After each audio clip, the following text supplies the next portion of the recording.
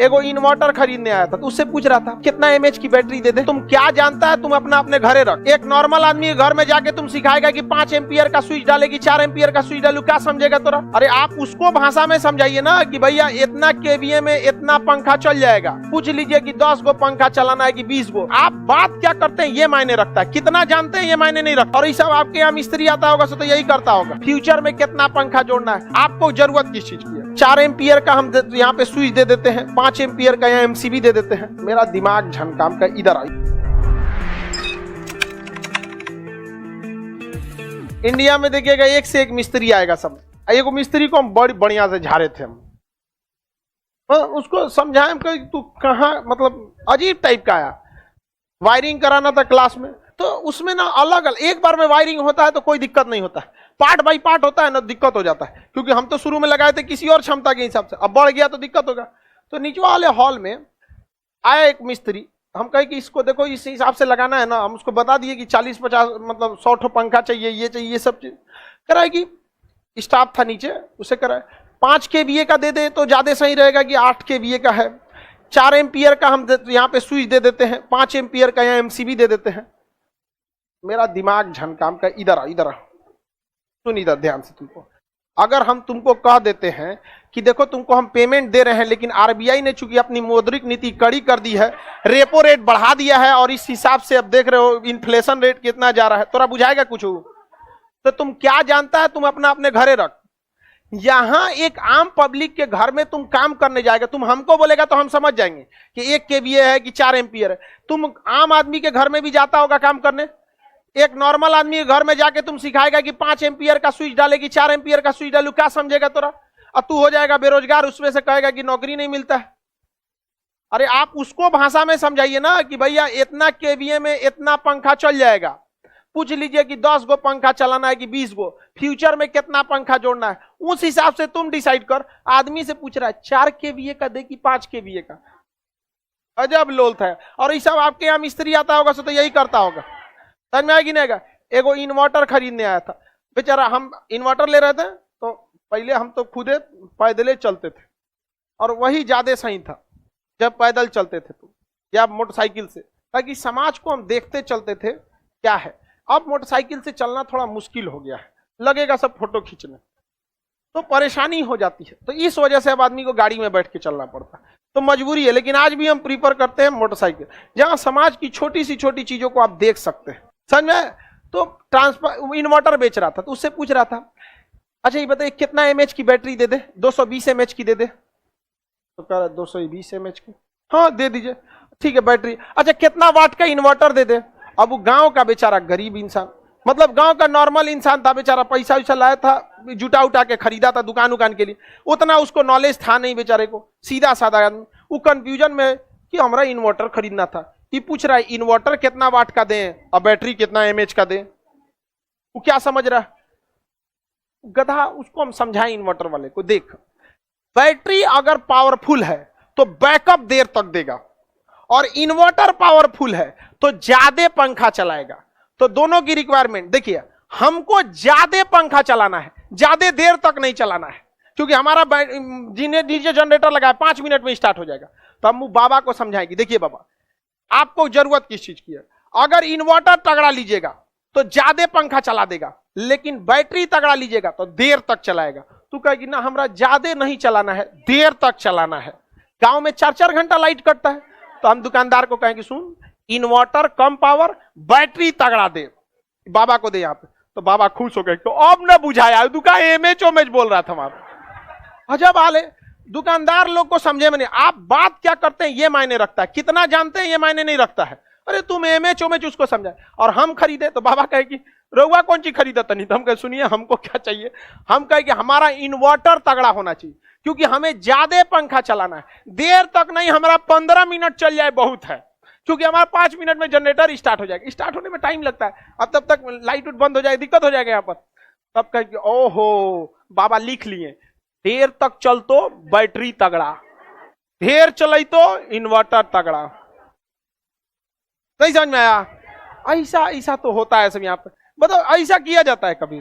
अगर दुकानदार को नहीं पता होगा ये, अगर मान के चलिए हम ही आपको पढ़ाने जाए और ऐसा टफ भाषा का प्रयोग करने लगे, आप आइएगा पढ़ने हमारे पास, आपको पता है ना कि कितना टफ रहेगा, हमारा समझ में आ जाएगा।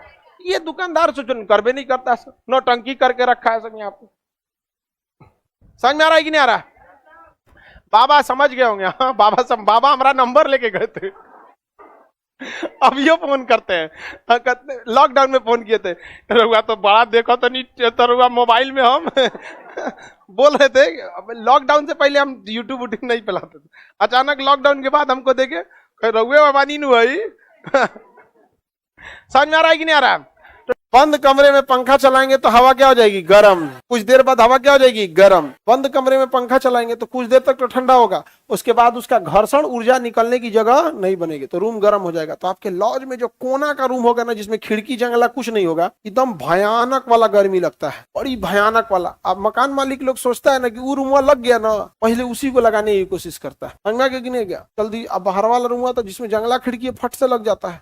हम लोग स्टूडेंट लाइफ में कोन वाला मिला था ना, तो जानते हैं गर्मी जब भयानक पड़ता था तो सीढ़ी के चौताल पे आके सोते थे। सीढ़िया का जो चौतालवा होता है, सीढ़ी जाके जहाँ मुड़ने चौतालवा, वहां जाके आदमी सो जाता था गर्मी के दिन में। कहता है यार उधर या कौन रहेगा, जान ले लेगा उसमें। आप तो एक बगल का रूम खाली हुआ जिसमें खिड़की था, तो हमको पहले बता दिया। लॉज खाली होता तो नहीं बता देता, भाई हम जा रहे हैं इस लॉज में ऐसे वैसे, तो वैसे खाली करना। हम कह देख तुम बताना नहीं, अभी नहीं बताना, पहले हमको बात कर लें दो, हम इसमें आएंगे, हम उसमें से इसमें आए।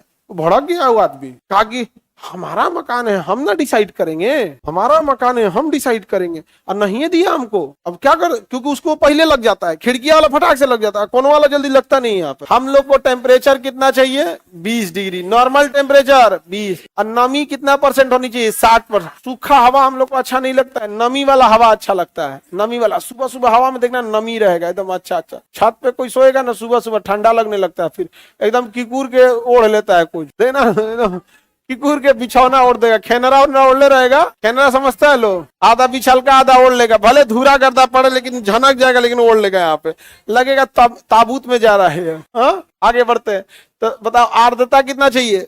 60%।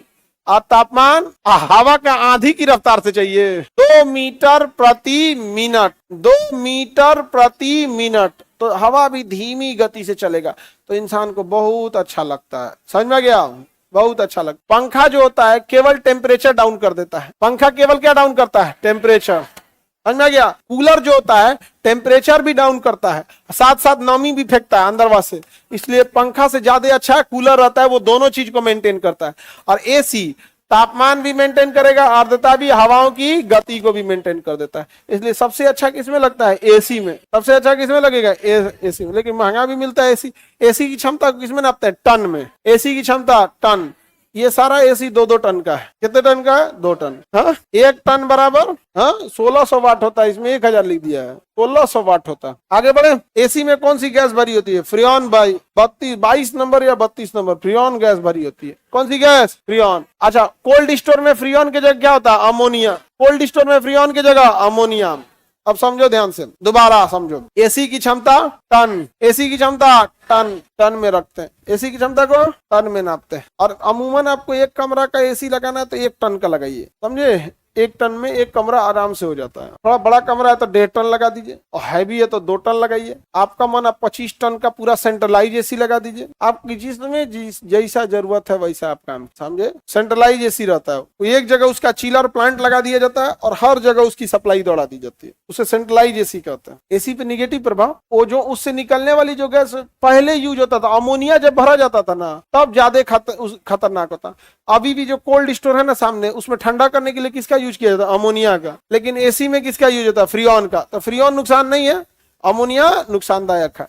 तो बताओ ठंडा करने के लिए किस कूलेंट का यूज होता है? फ्रियोन। और सस्ता में ठंडा करना है तो अमोनियम। अब पैसा लगेगा, एक बार गैसवा उड़ा तो 5000 आके लेता है। गैसवा भरने के लिए कितना लेता है जी? 5000 की 5000 लेता है। तो अलग अलग क्षमता भी डिपेंड करेगा, 1 टन में कम लगेगा, 2 टन में ज्यादा लगेगा। गैस भराता है बाहरवा कंप्रेसरवा में, इसमें नहीं रहता है गैस ना, इसके बाहरवा धोदड़वा नहीं रहता है। ये तो खाली हवा फेंकने वाला चीज है, इसका सारा सिस्टम बाहर रखा हुआ है, बड़का नहीं जिसमें चकरिया घूमता है, बाहर रखा होगा। इसका सारा, इसका कहाँ है जी? इसका छतवा पे। बाहर इसलिए रखते हैं कि गर्म हवा वहां फेंक दे, अंदर में फेंक दे गर्म का।